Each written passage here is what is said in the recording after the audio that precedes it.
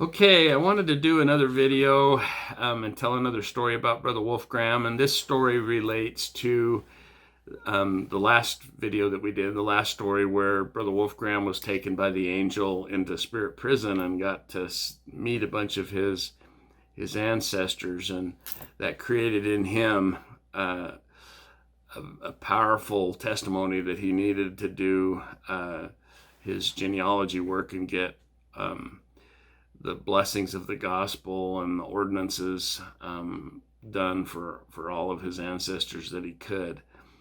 And he felt like it was super important to get as many of his lines as he could all the way back to Adam was his focus. And as a result of this, he had two of his lines that he had traced all the way back to Adam. One of them was his Wolfgramm, his German line, and the other one was his Tongan line. And I remember being over to his house, and he would pull out this big roll of cloth. It was a couple feet wide and really thick around. And he said that a lot of times whenever his stake would have genealogy night, they would ask him to bring this big roll because it was basically his pedigree chart that he kept with all his different lines on this cloth. And it was, like I said, it was really, really long. And I remember one time we were talking about that, and he had the cloth roll pulled out. And anyway, he gave me a blessing. And as he gave me the blessing, he was speaking in a language, but it didn't sound like Tongan, because a lot of times most of the time he would try to give the blessing in English, and it would be kind of broken English. But sometimes he would give it in Tongan, but this didn't sound like Tongan. And so I asked him after the blessing, I said, it didn't sound like Tongan. Were you speaking in Tongan? And he said, he was kind of quiet about it.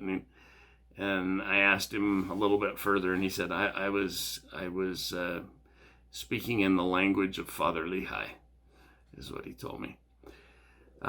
Anyway, he also told me in that visit, he said, I'm a descendant of Nephi and Lehi.